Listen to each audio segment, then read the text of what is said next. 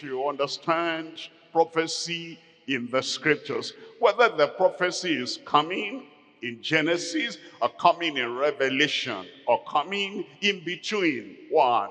There is conditional prophecy and there are unconditional prophecies. Conditional, that is, the prophecy depends on your action, on your faith, on your lifestyle, on the life you live. Conditional prophecy. There is unconditional prophecy. That is, this one, whatever you do, whatever you don't do, a child is born, the son is given, and the government shall be upon his shoulder.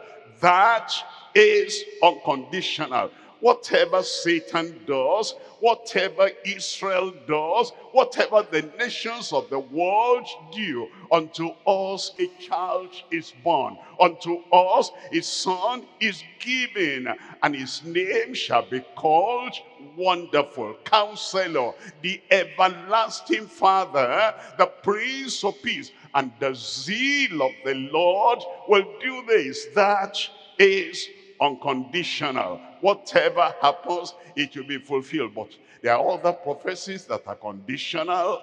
Ezekiel, set your house in order, because here is the prophecy: you will die and not live again. Ezekiel knew that that one is conditional. I settled this with God. And he turned his face to the wall and he prayed and said, God, remember.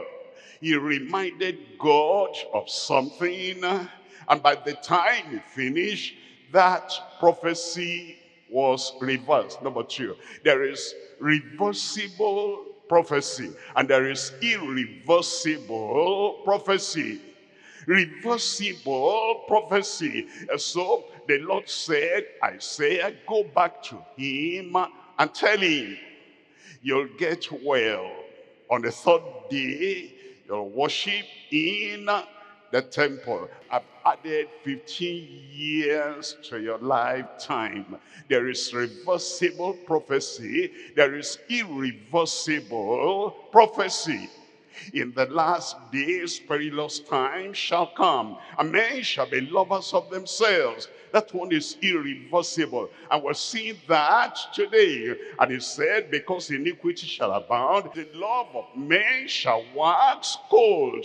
That's what Christ said, that irreversible. And nation shall fight against nation, and kingdom against kingdom. From Christ, that is irreversible. There is the prophecy that comes as a result of sowing and reaping, cause and effect. If you sow something, there is prophecy that comes that what you sow is what you are going to reap. But you know, that kind of prophecy, you can go there and uproot what you have sown. And because you repent, and because you uproot the bad thing you have sown, and now you can sow something good, and something wonderful, and something that will be a blessing. Cause and effect, sowing and reaping, all that, you can adjust that. You can uproot the bad things you have sown. You can repent. Jonah chapter 3. In Jonah chapter 3, I'm reading from verse 4. And Jonah began to enter into the city a day's journey, and he cried and said, yet 40 days, and Nineveh shall be overthrown. Jonah did not give any leeway out. He didn't give any green light as if this one is reversible, as if this one is conditional. It's just that, hear me, Nineveh, 40 days and Nineveh shall be overthrown. Then in verse 5, so the people of Nineveh believed God, that God said what he meant, and he meant what he said. But they proclaimed a fast and put on sackcloth, from the greatest of them even to the least of them. Look at verse 6. For the word came unto the king of Nineveh, and he arose from his throne, and he laid his robe from him, and covered him with sackcloth, and sat in ashes. Verse 7. And he caused it to be proclaimed and published throughout Nineveh by the decree of the king and his nobles, saying, let neither man nor beast, herd nor flock taste anything. Let them fast.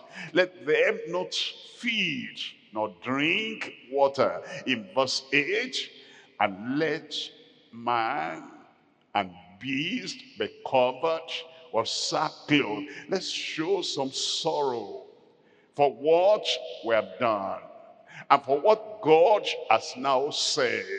And then let's cry mightily to God. No superficiality here now. No hypocrisy here now.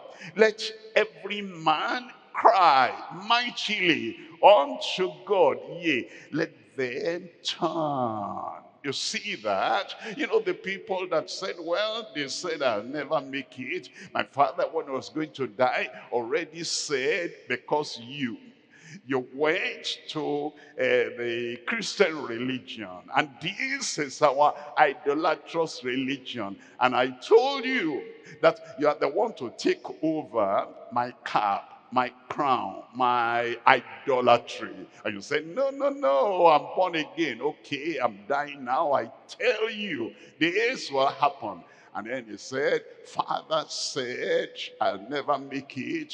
And they're carrying that all about Nineveh. Nineveh did not say, well, Jonah said, because of that, we're finished. They said, let every man turn from his evil way and from the violence that is in their hands. In verse 9, they said, who can tell if God will turn and repent and turn away from his fierce anger, that will perish not? In verse 10, and God saw their works, that they turned from their evil way, and God repented of the evil that he had said that he would do unto them, and he did it not.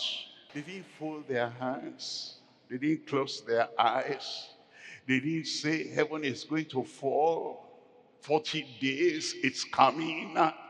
They said, when we repent, it will not come. You will repent, it will not come.